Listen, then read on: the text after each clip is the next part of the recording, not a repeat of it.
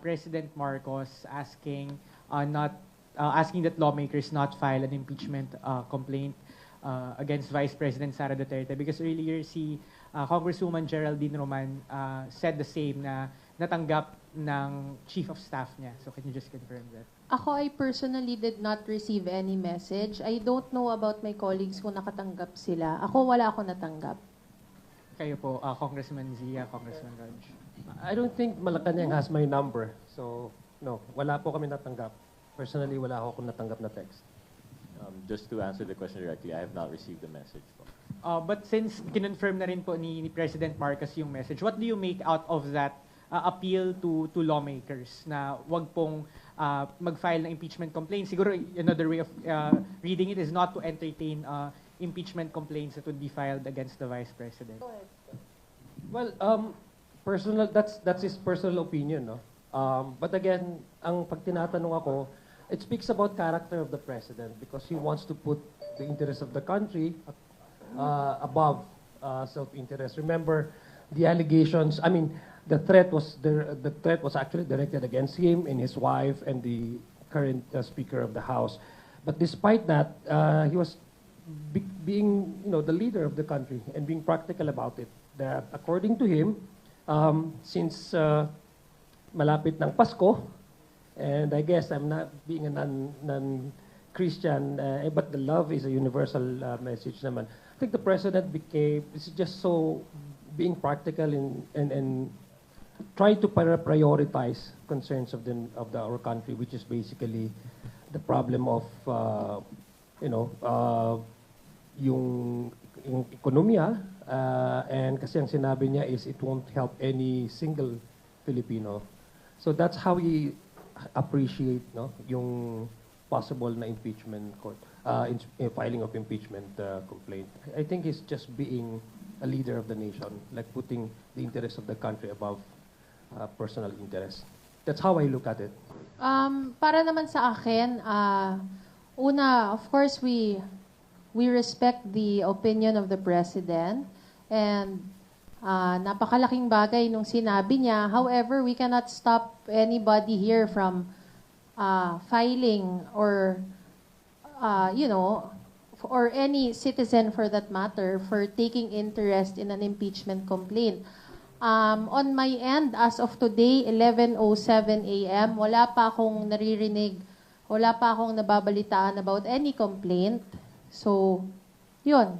Tingnan natin kung ganito kasi, pag merong nag-file, hindi naman namin pwedeng basta na lang upuan. So, tingnan na lang natin kung syempre pakikinggan din naman natin yung sasabihin ng presidente. But, we'll also have to check kung ano man yung laman kung ano man yung ifa-file nila. But as of today, again, 11:07, wala pa. Wala pa akong alam personally. I think sila din, wala pa rin silang naririnig. And we respect the opinion of the President. Of course, he's coming from a different place po, as the executive. But we have to take note, the executive branch is different from the legislative branch. And we know naman from his statement, it's actually a plea. It's advice. He's not really trying to tell the legislative what to do. But given that we are the legislative and this is a constitutional mandate po, nasa constitution natin yung process of impeachment, I think we are duty-bound to not really entertain, but to hear out if there are any impeachment complaints filed. Although, tama po si Congresswoman Zamora, we have yet to hear of any impeachment complaint, but should it be filed, we have to give it due process in the sense that we'll hear it out, check the merits. But of course, given what the President has said, that might play into how we would appreciate the same. But I think it would be unfair to say that outright we will say no kasi trabaho po natin yun under the Constitution as part of the legislative branch. So, sir, Mr. Ma'am, just because President Marcos said that message, hindi ibig sabihin no na magi-slow down yung House of Representatives with its investigation on the Vice President as well as the past administration doon sa mga Quadcom hearings? I think just to answer po, we have to make a distinction. Our Quadcom hearings and the good government hearings are not in any way related to impeachment. Although there are people who would have that opinion na yung lumalabas dito sa mga hearings ito would be a ground, that would be a separate thing.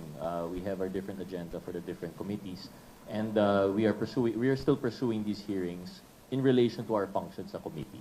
it should not be taken that if the President made a statement about impeachment, that would in any way affect the functions of the committee. Separate naman po yun. But if, however, some people would find basis to file any complaint based on what they found there, then that's something that would be a separate procedure altogether po. In addition to that, I think what we're doing at the Quadcom is really to strengthen our policies, no? Amend certain policies na medyo may mga loopholes when it comes to the auditing standards, no? How we can account public funds that are being spent, no? According to joint circular, kasi ngayon we're talking about the joint circular memorandum. So we're looking at that and to pass legislations. This is entirely in aid of legislation. So tama nga yung sinabi ni Kong Rog, this has nothing to do with a possible impeachment complaint. No? So kailangan ma-separate. We have to, the term is compartmentalize the issue. Sandro Chona from Billionario TV, you're recognized. Na-mention ni Secjet na we may not have enough time kasi sabi niya they need at least 10 session days to act on an impeachment complaint. Kung ifa-file ngayon, your thoughts on that, sir? So pwede bang tanggapin? Paano po ba? Pwedeng tanggapin and then maybe next year na? I think our Secretary General will be answering based on the House rules that they know. I don't know if we could speak on behalf of them. We are all neophytes here. This would be our first to entertain that. But if that is his opinion, then I think that should be, it has some weight naman po, no? But as for, on my part personally, I'm not aware of the limitation. If I understand the rules right, it must be acted upon within 10 days. So pwede naman right after, but I could be mistaken. So baka doon po nanggagaling si Secretary General Velasco. So pwedeng next year na lang. Pwedeng next year na lang po. Well, I think the Secretary General is speaking on the practicality of time. He wasn't really saying about the acceptance or receiving any complaint. So, kung 10 days siya, if that's according to the rules, how many days are left before we call for a break, no?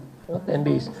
9 session days. So I guess the Secretary General is well informed about the rules.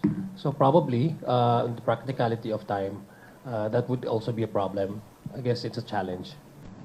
Wala akong natanggap na text eh. No, of course, we're going to put weight. Bibigyan namin naman kukonsidera namin yung message niya. Una sa lahat, again, 11-12 na, wala pa rin kaming, wala talaga. Sa totoo lang, and kayo naman, nandito kayo araw-araw, wala pa rin, malalaman nyo yan kung meron na, pero wala pa kaming natatanggap. So, wala. I mean, yes, ginagalang namin and pinibigyan naming respeto and syempre, mag-uwi talaga yon pag dumating ang panahon na may mag-file ng impeachment complaint. Just in addition to that lang po, I just want to categorize. I don't think order naman po yun. Kasi like we said, separate naman po yung executive and legislative. Pero ang kagandaan naman po with the government now, it's very open lines of communication. We've experienced that po kami sa legislative. Although our functions may not be executive, when we have comments, opinions, they're always open. The secretaries, the president, and all the way down the line, they're very open po for communicating with us. And I think that's what's happening now the same way. I wouldn't call it a suggestion. Perhaps it's an advice, given his wisdom of what he sees in the situation. So, po. But I really don't think that is an order po, no? Because that's a different jurisdiction naman ng powers natin. Thank you. Well, in addition to that, tama, I re-echo yung statement po ng mga kasamahan ko dito. Of course, we would respect the position of the President and we value his guidance, no? Pero sabi nga, hindi yun directive, no? It's an appeal actually, if you look at it. If it's an appeal.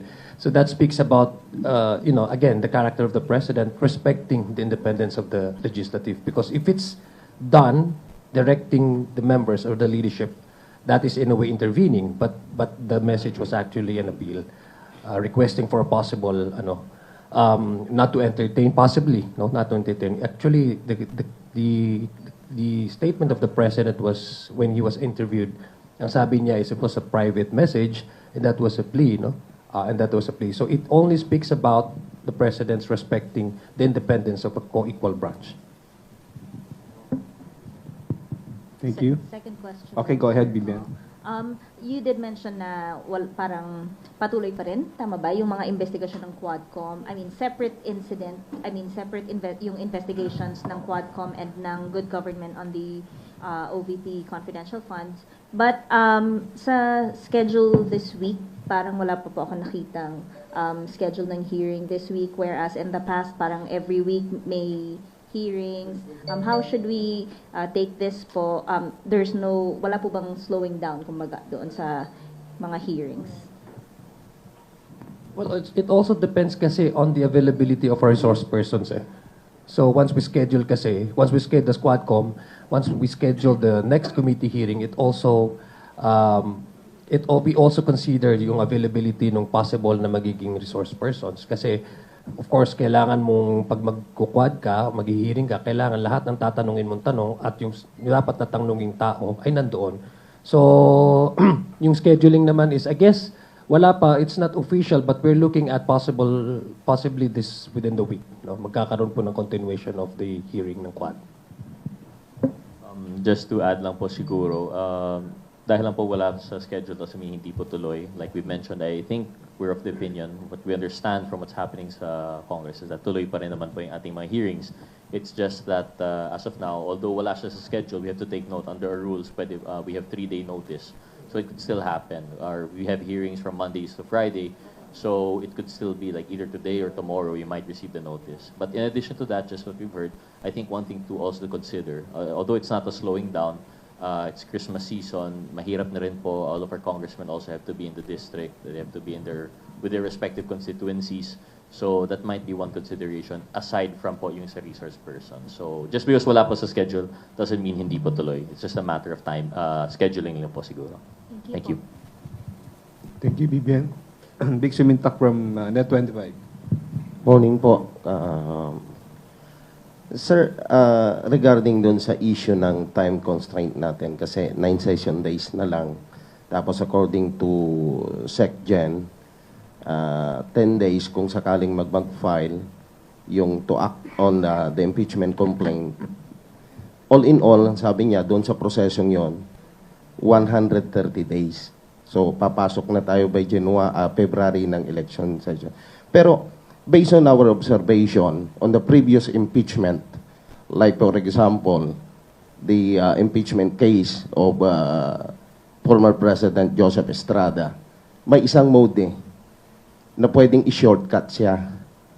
Now, what you need only is to get the 1/3 signature of the member of the House of Representatives in order to para mabuo yung tinatawag na article of impeachment. May we know kung sa leadership, sa majority, aside from the statement coming from the President, kung talagang may balak na i-impeach si Vice President, nasa agenda ba ng majority using the shortcut method? Well, yung sa kay former President, that's a direct action taken by the House previously. So, ito kasi, sinasabi nga namin, there's no advice. We don't actually discuss about impeachment, no. And parati ho namin sinasabi to, there's no official or there's no formal discussion or talks among the leadership, and even sa amin po, about a possible filing of the impeachment. Actually, ang naririnig po natin na may ready for filing, yung kanilang complaint are yung mga ibang grupo po outside.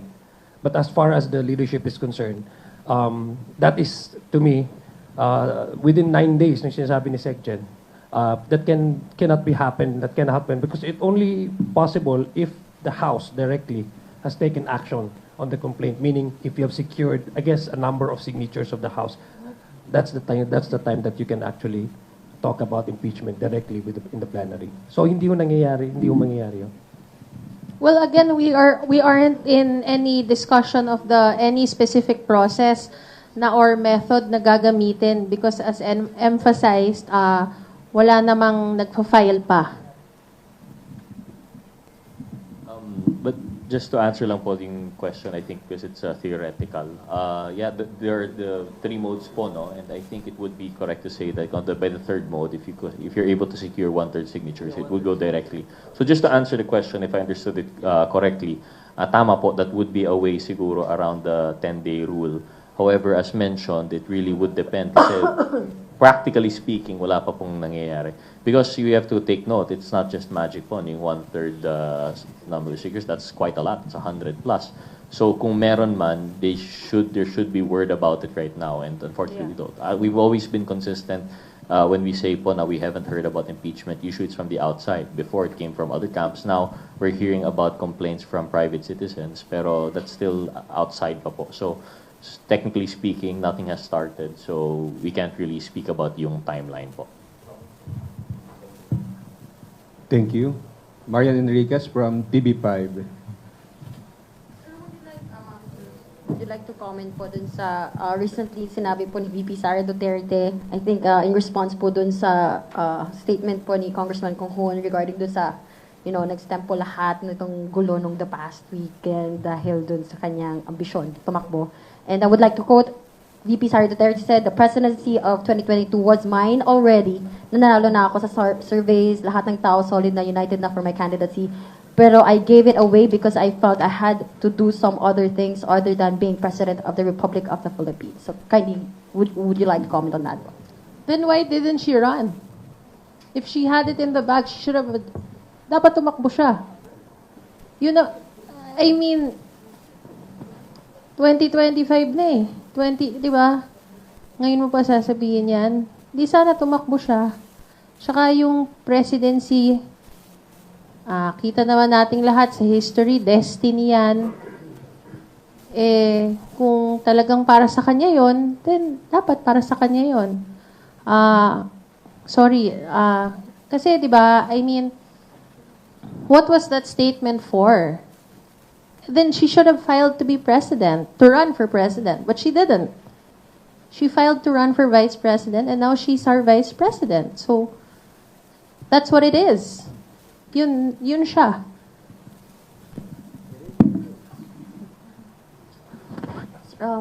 Would you also like to comment on this statement? Yes. I think this is particularly for the House members. Huwag nila ako i-gaslight into saying na ako ang dahilan ng kaguluhan na ito. Ang kaguluhan na ito ay nagsimula sa terrorism nila, sa harassment nila, sa threats nila sa mga personnel of the office of the Vice President. I mean, particularly about the Good Government Committee hearing po.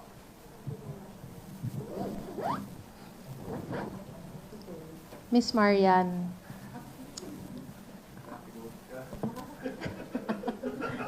Hindi. To put it quite frankly,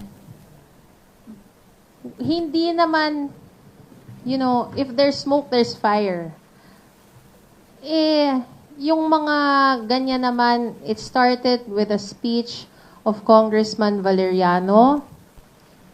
Dinala sa committee, nag-hearing, and in the course of those hearings, ang daming lumabas. Ang daming acknowledgement receipts, ang daming lumabas na pwede naman sanang sagutin. And it's not gaslighting. Again, it is what it is.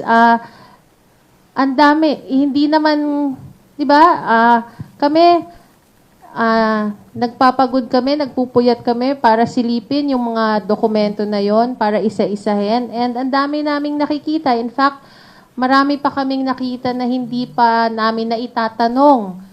So, hindi siya terrorism on our part na we're terrorizing the OVP. Had they answered the questions from the very beginning, then sana tapos na sana yung mga hearings ngayon. Ang problema, they spent so much time not attending the hearings, and now that they are attending, di ba? So, kung sana nung umpisa pa lang, pumunta na sila, then sana tapos na, nasagot na sana nila. Yun lang. Uy, sumagot ka. Well, ganito kasi Maria, no? We're actually promote what we're trying to exercise here is the mandate. Is the mandate of this office. I mean, the mandate of the legislature. The only way for us to really find out is to hold these inquiries, no? And to hold anybody accountable. Yun lang man talaga yung pinaka gusto natin mangyari in aid of legislation. tama po yung sinabi ni Kong Pami, na we are not pinpointing a specific person here. It's just to happen that the allegation of misuse of public funds are all directed to the office which he occupies right now, which the Vice President occupies right now. Hindi naman ho natin kasalanan yun, di ba? Sabi nga ni Pami Tadhana, nagkataon po nang naging Vice President siya. So number one, the issue is there. There are so many questions that up to now have not fully answered. There are so many questions and the manner by which these confidential funds were spent.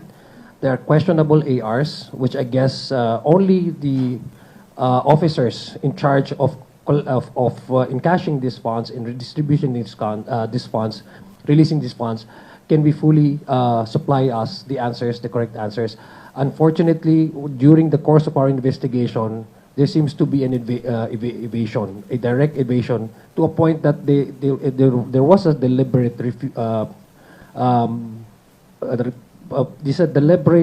refusal to attend, to a point of, sa palagay ho namin sa committee, it's an attempt to frustrate the committee in finding out the truth and for a possible filing of a sound legislation that can rectify these wrongs. So ganun lang po. I think we should focus on the issue and not to dwell on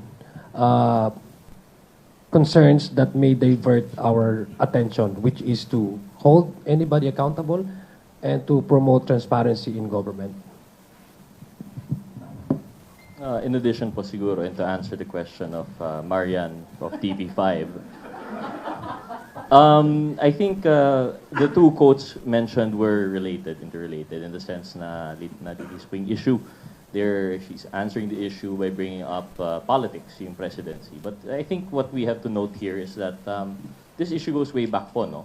Before the Good Government Committee and before people were talking about dahil po ito ay in relation to the presidency, whether 2022 or 2028, we had questions na po. And this started with no other than yung sa budget hearings natin, which was supposed to be sponsored by Congressman Adyong. Yes. Yun po, doon po yung nagsimula. Before anything on politics or anything about which camp or what, the question is really how the budget was spent, how the confidential funds were spent. And the failure to attend to that, the failure to defend it, although it had its corresponding slash in the budget, it's not sufficient po. And kaya nga po pumasok yung good government. So, to answer the issue by saying po that this is related to politics, I hope we could set that aside. Whether a certain person feels na sa kanya yung presidency, dati naman, or if it's about the future presidency, we have to set it aside because what we're talking about here is yung accountability doon sa expenditure of the confidential funds. And it just goes to show, it goes back to that po, no? We've had this question during the budget, we've had it near the committee hearings, and we will continue to have it until we have answers.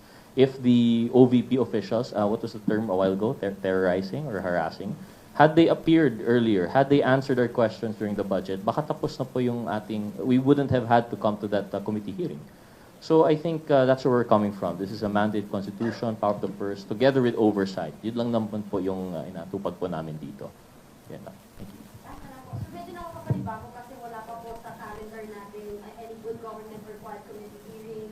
May effect po ba yung impact, yung message ni PBBM with that? May ceasefire ba? Yung sa good government, we were supposed to meet Friday, tama ba? No, we were supposed to meet Friday.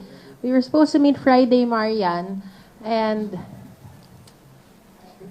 I remember, ako yun, I actually called the chairman na I was of personal opinion kung maari bang i-postpone yung hearing dahil nabanggit nga ng ating Vice President na she was going to skip the NBI, yung patawag ng NBI, dahil kailangan niyang pumunta sa hearing. So, and the committee agreed to postpone the hearing. So actually, dapat nung Friday nag-hearing tayo. And then, for sure naman, within the day or tomorrow, maglalabas kami ng schedule kung kailan. Ako medyo mag-react lang ako dun sa word na ginamit mo, Miss Maria, na ceasefire.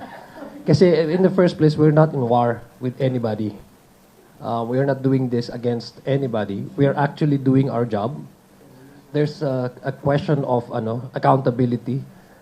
There's the issue on upholding transparency in government affairs, especially if it concerns the utilization of public funds. So wala hong giyera dito. Ito po ay mandato ng legislatura. Ito po ay binigay ng Constitution na dapat, hindi lang mandato, it's an obligation and responsibility. So I don't see why some people look at this as something na giyera. So to me, hindi ho ceasefire. We just do our job. We'll continue to do our job. And wala po kaming ginigera sino man o kanino man. Well, again, in addition to that lang po siguro, Marian, no? Binanggit po earlier, it's related to an earlier question. And I think regardless po no, of ceasefire na sinasabi kung meron man, it's really a matter of consideration for the committee na baka po yung resource persons are still gathering, availability of the congressmen. We've seen as early as Friday last week, as according to Congresswoman Zamora, we were supposed to have a hearing. So tuloy-tuloy naman po talaga. It's just these considerations. But just an additional comment po, like what Congressman Adyong said regarding sa ceasefire, I think that's very politically charged. When you say ceasefire po, parang sinasabi, it's an intentional move to cause harm of sorts, and parang gera. Like have always been calling, we've always been saying earlier, let's set aside politics po. We're just doing our job here. We're talking about transparency and accountability. So doon lang naman po yung issue natin. Whether or not the scheduling has a problem, I think that's separate naman po. But I do believe from our understanding, tuloy pa rin po yung Quadcom and good government.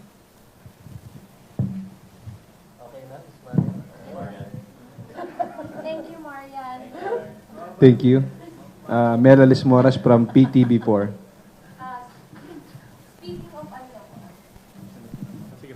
Speaking of good government hearing lang po, can I just ask yung ano po yung naging basis dun sa pag-release ng release order kay Attorney Zulaika Lopez, and moving forward, ano na pong mangyayari sa kanya?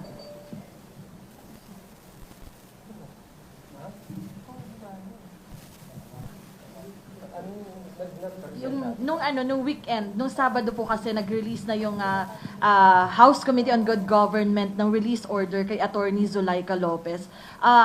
Paano po tayo nag-come up sa committee? Maybe si Kong J din po. Pero I think member din po si Kong Adjong. Yung naging basis lang po natin dun sa order, and moving forward, yun po, nag-commit po ba si Attorney Zulaika sa committee na haharap pa rin siya sa mga susunod na pagdinig? Ang alam ko kasi yung maximum na penalty for the contempt is actually 5 days. No, it was extended for 5 days. And number two, the consideration also is that yung medical condition ni Attorney Zulaika, she was admitted at the Veterans Medical Center, and prior to her yung pag-discharge sa kanya, I think our Secretary General ang SAA communicated with the doctor, the physician attending Attorney Zulaika. And the decision of the committee was to release her based on the number of days that she was cited under contempt for a detention. So yun po yung naging consideration. Remember, yung detention niya, she was supposed to be transferred to correctional, but due to medical issues, the committee decided to allow her to be admitted at the Veterans Medical Center. But sinabi naman po niya, I guess yung sa sulat niya, sinabi niya she will cooperate should the committee continue on hearing the case of the OVP, DepEd. OVP ba? And DepEd confidential funds. Nag-assure naman siya na she'll be attending the next committee hearings. Opo. So next hearing, Kong Zia, expected natin na harap si Attorney Zulaika Lopez as well as yung apat na naka-firm. Yes, if there's no medical problem or immediate medical attention that she might need, I guess there's no reason for her not to attend. Sorry, baka lang po may info din kayo. Si Mark Taguba po ay pinayagan na ng Bureau of Corrections na manatili nga dito sa House. Ano po yung magiging process doon if we have info? Hanggang kailan po kaya dito siya dito mag-stay? And ano po ba yung process pagka convicted yung nasa ano, mas mahigpit po ba yung security? Kung meron lang po tayong info about it. Merong request for transfer. Yes. Si Mark Taguba kasi, during our last hearing, ito si George can also say something about the request. Si Mark Taguba kasi, he's been receiving death threats. No? So, he requested na kung pwede, since na the Quadcom will be holding continuous committee hearing, that it would be, I guess, safer. Kasi yung pag-transport kasi ng mga resource persons natin, the request was requested to the BJMP, diba? It's the Bureau of Jail Management. So it was requested, and then pumayag naman po sila kasi it also happened to other resource persons. So it would be more convenient and easier for us to request these resource persons anytime that should their attendance or their presence are needed in the Quadcom. So yun lang po yung nag-request po, and then it was granted the request. That's why he's now under the custody, under the detention facility natin. So until nag-hearing po yung Alam ko until such time that the committee will file its committee report, determination of the Quadcom, and that's the time that Mark Taguba will also have to return back to where he is imprisoned.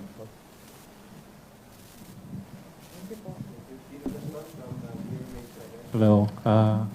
Morning, Kongs. I'm Chino from GMA7. I'd just like to ask, while it's clear that yung work of the Quadcom and other committees on investigating the alleged irregularities may or may not lead to an impeachment complaint, is there also a safeguard na someone might safeguard against someone that might actually stymie the impeachment process by filing a defective complaint? May mga ganun ba kayong pag-uusap na, somebody just file a defective complaint and then it'll be barred for, I think, a year, pagkatapos ito, diba? So, is there safeguards or are there talks about that? Sorry, sir, I won't be able to talk about safeguard. Well, for one, I don't think it's been discussed. If there have been discussions on safeguards regarding that issue, probably beyond our circles, kami po, we're just members here. But from my understanding po, and I could be wrong because, again, as mentioned, we're neophytes, when there is a pending complaint for impeachment, in either of the three modes, I think if it is defective, the third mode would be eliminated right away because I don't think 1/3 of the House would vote on that and promote that. But for a defective impeachment complaint to have been filed and to be endorsed by a congressman or congresswoman in either of the, or the second mode also, by which an incumbent congressman or congresswoman would file that defective complaint, I think these two would still have to go through the Justice Committee, and I think that's where they would thresh out the defective complaint. But whether that would trigger the 1-year ban under the Constitution, I'm not too familiar. But I think that's the safeguard in the rules, is that it would be dealt with by the Justice Committee po.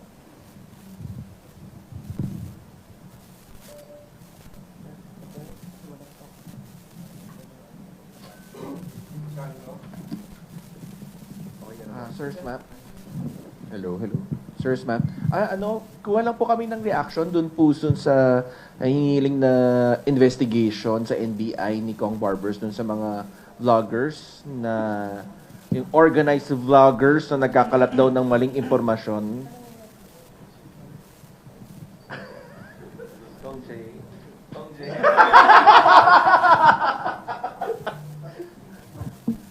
Just to start lang po siguro, I think we all here in the House, I can't speak for them, but I think we would be in support po of the call ni Chairman Barbers.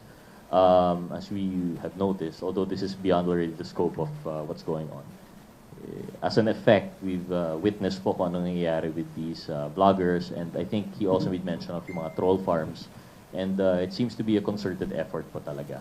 While freedom of speech is protected right under our Constitution, it has to be tempered rin po with responsible practice and use. And in fact, it is penalized under libel or slander. Well, libel mostly in relation to printed and published media. There's that safeguard. So I think what Chairman Barbers is asking for isn't anything new. It's just that he is asking for assistance given the complexity and the complexity of the issue. Kasi po when we're talking about itong vloggers and social media, you have questions of jurisdiction, you have questions of cyberspace, the issue of anonymity. Yun po yung nakakatakot po dito. We have congressmen and congresswomen who, whether or not it is related to their function, have been receiving threats. They have been receiving anonymous messages, either death threats or threats to their families. And it should be something that no one should be subjected to.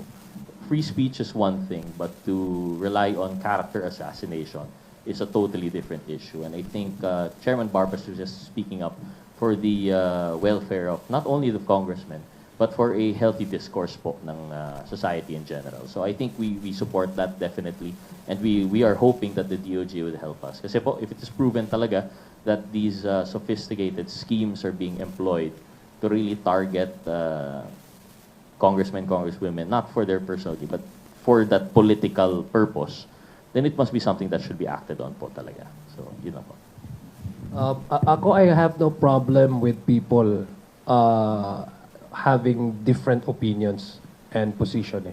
Kasi that's what democracy is all about. We have to enjoy, we have to celebrate the diverse opinions, no? In diversity, because that's actually is fuel to keep democracy running. But unfortunately, in this kind of online landscape, we've seen troll farms, we've seen bloggers, hindi ko naman nilalahat, no? Who are up for grabs, no? Sometimes they have been used by political propaganda to malign, discredit a certain perceived enemy, no? Sa akin, pag hindi ho natin ito mapag-usapan, it counters the very foundation of democracy, because how can you have a populace with informed decision kung ang binibigay mo sa kanila ay puro mali, fake, and disinformation? I guess this is a call for every one of us that in order for us to maintain a healthy communication space for everyone, dapat ho natin din magkaroon ng safeguards na hindi mahaluan ito ng propaganda, peking propaganda, at maling mga impormasyon.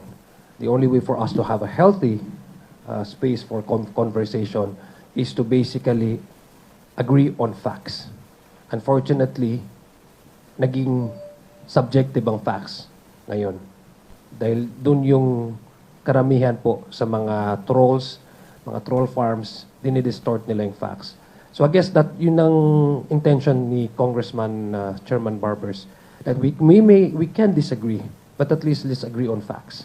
And, para sa akin, ako personally, I would support the move of Congressman Chairman Barbers para po maprotektahan natin yung magandang spasyo sa pakikipagtalakayan sa publiko.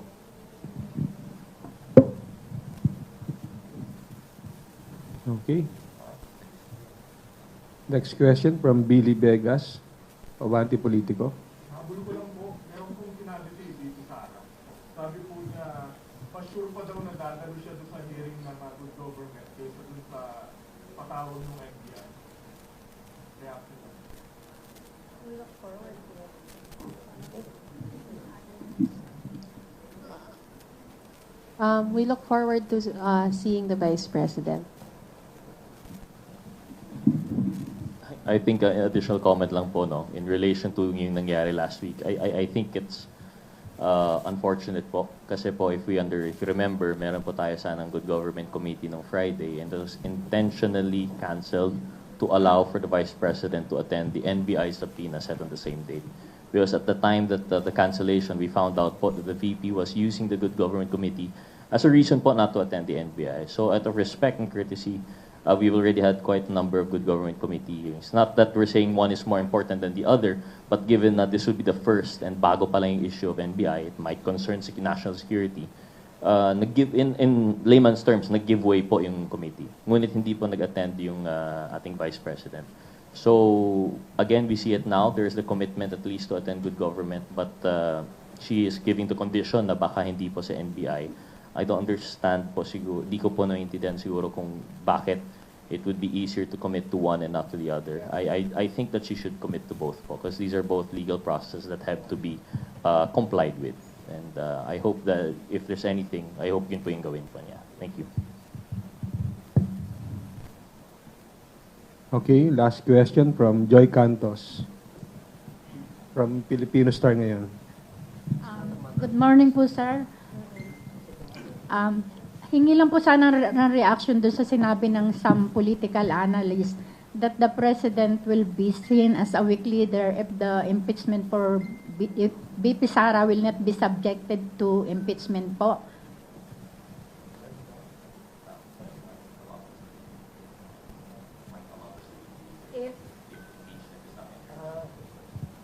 To answer po, no. Of course, everyone's entitled to their opinion, and that political analysts, if they believe impeachment is the only route to show strength, then we can't change that. But siguro po, ako personal opinion for this representation, impeachment is not the only avenue to exert kung ano man yung tama. As we've discussed prior, wala naman pong immunity ng Vice President. There are also possibilities for criminal accountability, criminal liability to be had through, yun nga po, and we've seen it. The PNP has filed cases, the DOJ, through the NBI started investigation. So it's not the only way to, exact accountability for those acts. But regarding impeachment po, that's a totally different matter also. And it would not come from the president. I don't know why it should reflect on the president, because the impeachment complaint should come from either a private citizen or that endorsed by the member of Congress. So if wala po mag-file, then how could that reflect po on the leadership of the executive? So I think that's just my comment for the expansion po siguro ng discussion ng political analysts na yun.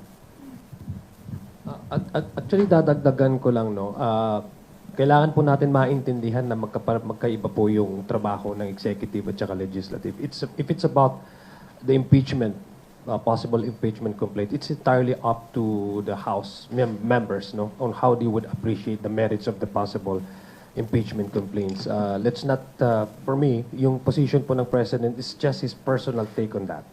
And that should not be taken as something that maybe, as a gauge on how strong he is as a leader. I think he has so strong points naman eh. Kasi ang sinabi naman po niya doon, let's focus on nation building. Let's focus on the problems. That's how he viewed that with the yung lens na yung access niya po, being the top executive official in the land. No, he's the #1 president. He's running the affairs of the government. When you talk about complaint or possible complaint ng impeachment, that is purely a legislative process. Na it's again depends on how the membership, individual members will look at the merits. No, balikan ko lang po yung kaninang tanong ni ating kaibigan, boss. I think choosing between the two, it's not really a matter of choice. It's actually I think it's proper, and it's how a official respect the rule of law, and the demands of these cases filed before the NBI should be squarely dealt with by the head of the office, meaning the Vice President herself. So it's not really a choice between which does she favor the committee hearing of the Quadcom or the NBI. Both are important.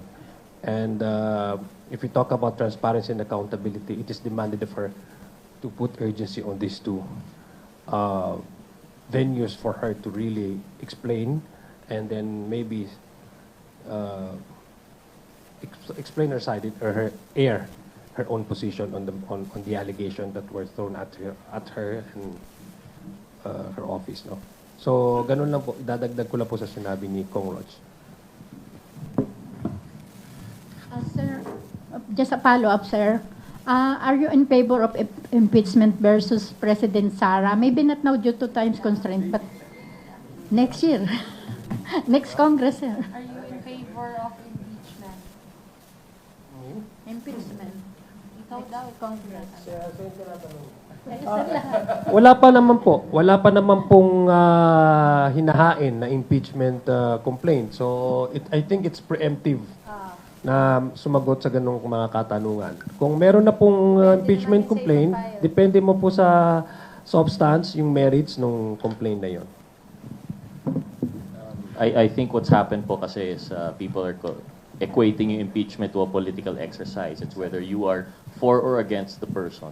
But I hope we don't forget the fact that impeachment is based on grounds. This is not on personality. It is about the facts that attend the facts and circumstances surrounding po an alleged violation. So we're talking about graft and corruption, betrayal of public trust, culpable violation of the Constitution. If wala pa pong basis, and rightly so, as mentioned by Congressman Adyong, kung wala pong inihain pa na complaint, how can we base po, how do we say na these are the facts are ready for impeachment? So we can't say we're for or against until we've seen po the complaint. Yun lang po.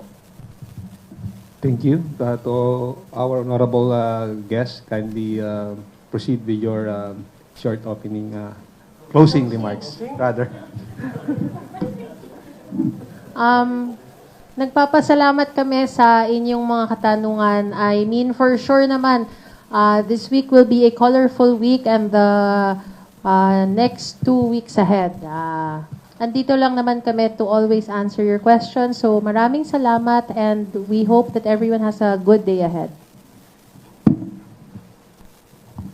Sa ngalan po ng aming leader, si AML Konghun, kami po ay nagpapasalamat sa inyo, aming mga kaibigan sa media. But thank you for this opportunity. We hope we're able to answer your questions. Thank you po. Good morning. Thank you. Kung siya. Marami pong salamat at maraming salamat po kay aming DML. Sana po ay naliwanagan namin ang inyong mga katanungan. Sa muli po, marami pong salamat. Thank you, Assistant Majority Leader Pami Zamora, Assistant Majority Leader si Lonto Adjong, Representative Brodz Gutierrez of One Rider Party List, and of course to Assistant Majority Leader Jay Konghun, the roadshow manager of Young Guns for Today. To everyone, maraming salamat po ulit. Thank you.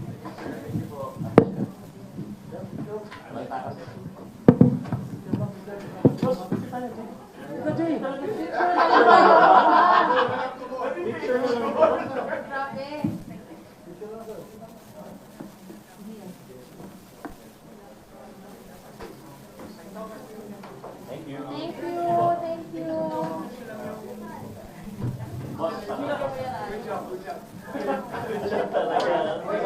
you.